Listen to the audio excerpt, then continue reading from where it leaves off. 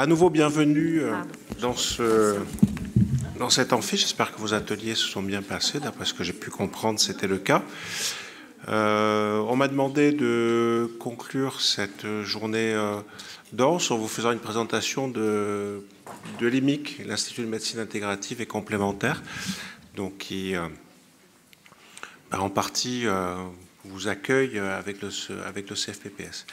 Donc cette IMIC que certains d'entre vous connaissent peut-être bien, d'autres un peu moins bien, d'autres pas du tout, fait partie du pôle des neurosciences cliniques et fait partie d'un service qui est un nouveau service qui a un an maintenant, un peu plus peut-être, qui est le service douleur et médecine intégrative que dirige Marie Flossia.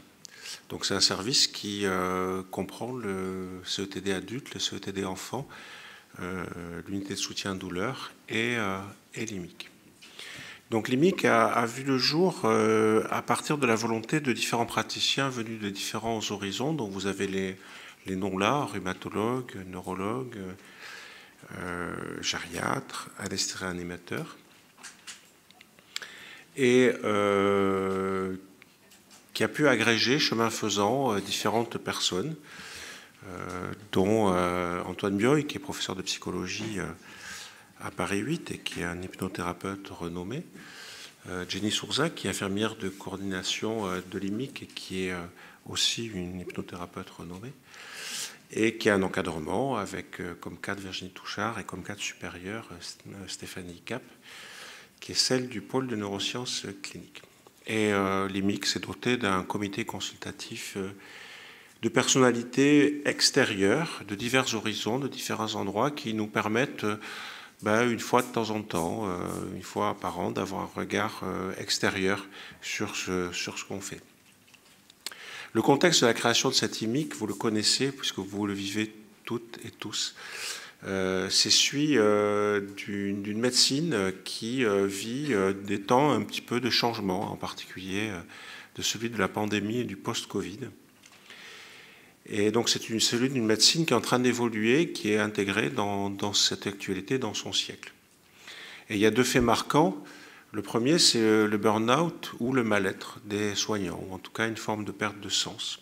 2/3 des soignants ont connu ou connaissent en France un ou plusieurs symptômes d'épuisement au travail, en particulier de fatigue émotionnelle. Et la situation est encore plus catastrophique chez les étudiants en médecine. 3/4 ont des troubles anxieux, et ce n'est pas des petits troubles anxieux, et 2 sur 5 des symptômes dépressifs, ce n'est pas des petits symptômes dépressifs. Ce sont parfois des dépressions véritables avec parfois des idées noires, on va dire. Et donc ça, c'est un constat qu'on peut tous faire et qui finalement nous a amenés vers l'établissement et qui a été l'impulsion, l'intention initiale. Que ce soit les praticiens qui ont développé l'hypnose depuis une quinzaine d'années au CHU ou ceux qui, plus récemment, ont développé la méditation de pleine conscience, on a pu expérimenter combien la pratique de ces approches complémentaires avait pu nous aider en tant qu'hommes, femmes ou en tant que médecins. Et notre volonté, notre intention initiale était de pouvoir le transmettre et aider ceux qui aident. Et puis, chemin faisant, tous, on a amené nos compétences, nos spécialités à l'IMIC et notre façon de faire et de soigner. Et donc, on s'est intéressé aux maladies chroniques dans ces approches médicamenteuses. Et vous savez que c'est une demande qui est extraordinaire actuellement dans la population. Vous, à titre personnel, vous-même avez pu vous rendre compte combien maintenant on va rechercher d'autres formes de soins, peut-être plus centrées sur l'humain, parce que peut-être qu'on a laissé un peu trop tomber certains aspects qui étaient celui du fait de soigner. Et ces recours-là ne sont pas toujours faits dans les conditions les plus favorables. C'est quoi cette médecine complémentaire? De quoi parle-t-on? Bien là, dans un mouvement un petit peu global de recherche sémantique, on parle maintenant de médecine intégrative, qui est l'association de médecine conventionnelle et de médecine complémentaire, dans une approche qui est scientifique d'une part, tous les mots comptent, centrée sur le patient d'autre part, avec une dimension humaine et une vision pluridisciplinaire. Donc c'est de ça qu'il s'agit. Et il s'agit pour la plupart d'interventions non médicamenteuses, qui sont des pratiques encadrées, validées par le CIROS. Ce qui nous éloigne un peu de ce qu'on appelle les pratiques non conventionnelles de soins, qui sont non encore validées.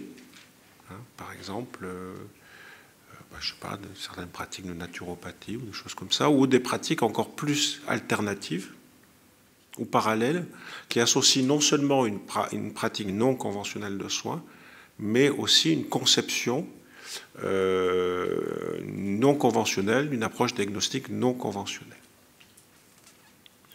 Le grand public connaît ces approches-là sous un terme très englobant qui s'appelle la médecine douce. Mais en fait, des fois, c'est pas doux, hein. Et donc, c'est pas des termes appropriés. Il y a toute une recherche là actuellement de sémantique, et je pense que le terme de médecine intégrative et complémentaire est quelque chose qui est en train de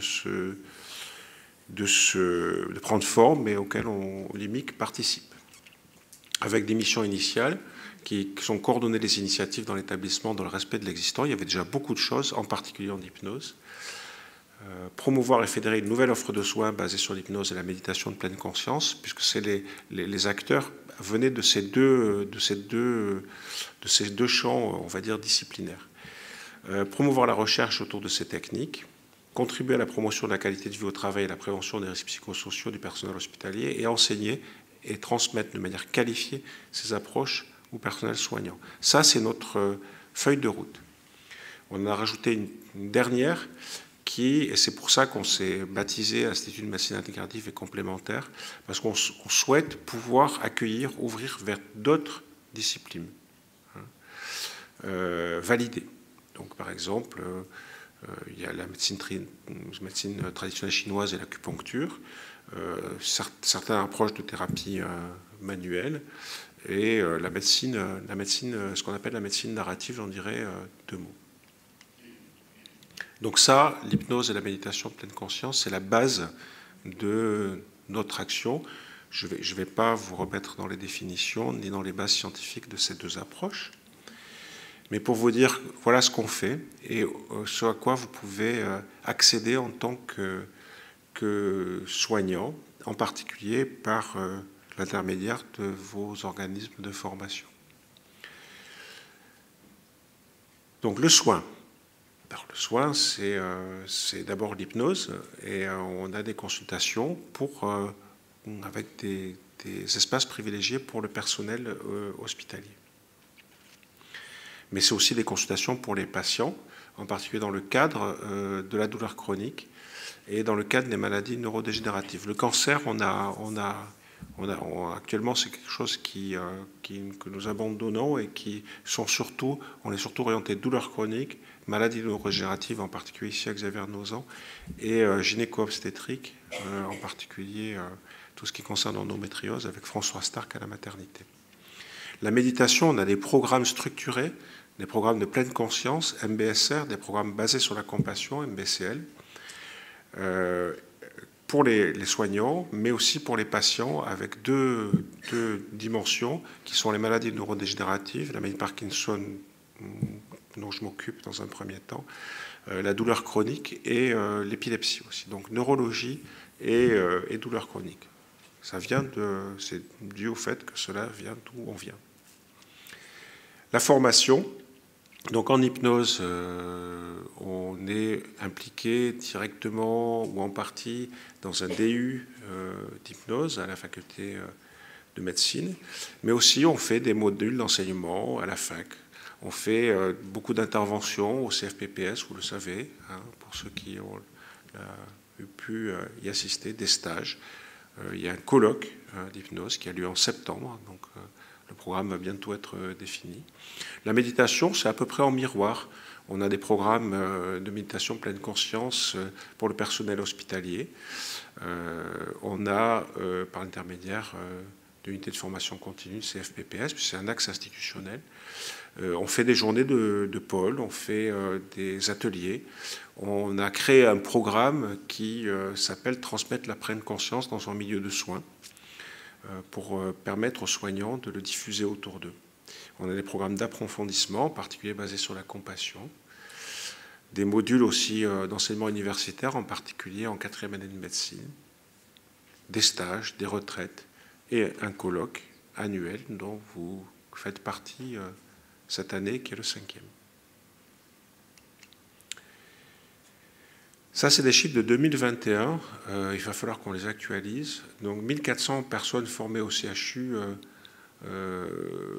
concernant l'hypnose. On doit peut-être approcher presque 2000 maintenant. Hein. Méditation, c'est 655 personnes en 2021. On doit peut-être faire 800 maintenant, peut-être un peu plus. Hein. On doit être proche de 1000. Il faut qu'on réactualise ça. Qui ont une forme ou une autre d'approche de la méditation pleine conscience. Donc c'est pas quelque chose qui est limité et entre nous. C'est qu'il y a de plus en plus de personnel qui maintenant ont une forme ou une autre de formation. Et vous en faites partie aujourd'hui. C'est soutenu par beaucoup d'actions et d'associations. Il y a une association qui est l'association Hip-Hop, Hypnose Hôpital, que anime Marie, donc qui a des rencontres de pratique régulières. Il y a des rencontres de pratique en méditation pleine conscience aussi, mensuelles, qui s'appelle Méditons ensemble, qui est animée à la fois par Marie-Cécile, notre AMA, et par Cécile Marchal, qui prend ça en charge. On crée aussi des retraites. Férouz est très impliqué là, dans la création et l'organisation de ces retraites, et on vous en formera bientôt là-dessus. Et puis, dans les pôles, on va faire des actions plus proches des soignants dans la mesure de nos possibilités. On a créé un espace numérique d'accompagnement et de ressources, qui est donc un site internet avec votre login CHU et votre mot de passe. Vous pouvez y accéder aux informations matérielles. On va essayer de le développer aussi au niveau du GHT. Donc ça, c'est aussi grâce au travail de l'équipe, et en particulier de Jenny Souzac, qui a beaucoup donné avec la DSI, en particulier Serge Royer, et de Marie-Cécile aussi, qui est notre AMA. Comme on est dans cette volonté purement, essentiellement hospitalo-universitaire, on a une activité de recherche. Et ça, pour nous, c'est extrêmement important. Donc, on a des programmes de recherche en cours. Moi, j'en ai sur la maladie de Parkinson qui se développe. Jenny Souzac en a un qui va débuter sur l'hypnose dans les douleurs neuropathiques. Marie est en train d'en concevoir, il voit presque le jour sur l'hypnose dans le milieu des soignants, dans les structures de soins de type EHPAD, en particulier chez les sujets avec des troubles cognitifs. Et avec Férouz, on est en train d'essayer de concevoir des actions basées autour de la compassion qui nécessite encore un petit peu d'écriture. Donc ça donne lieu à cette activité de recherche, et on a pu accueillir depuis, grâce à cette activité de recherche, soutenir un emploi qui est celui de Fabrice Blard, qui est attaché de recherche clinique, là, et depuis le mois de janvier, qui a rejoint donc l'équipe de l'IMIC pour cette activité de recherche.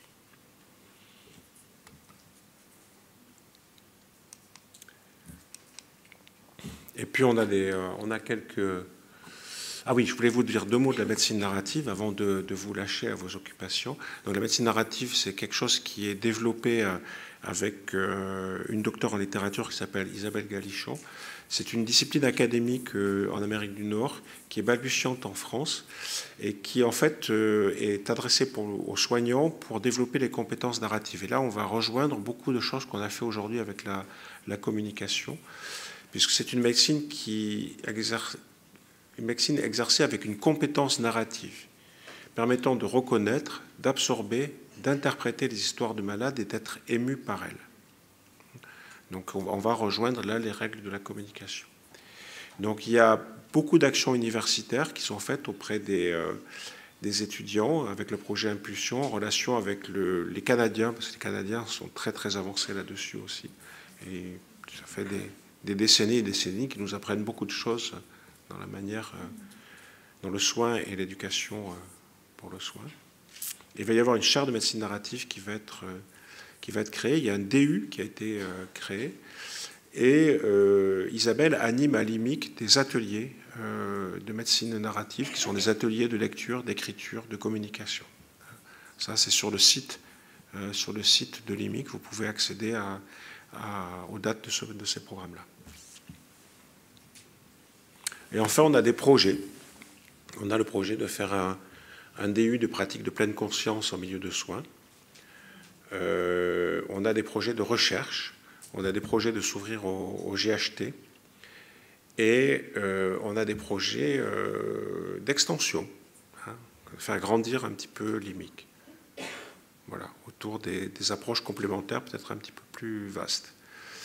Et pour ça, on a besoin d'énergie et de sang neuf. Donc, les énergies et les compétences sont bienvenues pour faire vivre et croître ce beau projet. Voilà, je vous remercie de votre attention.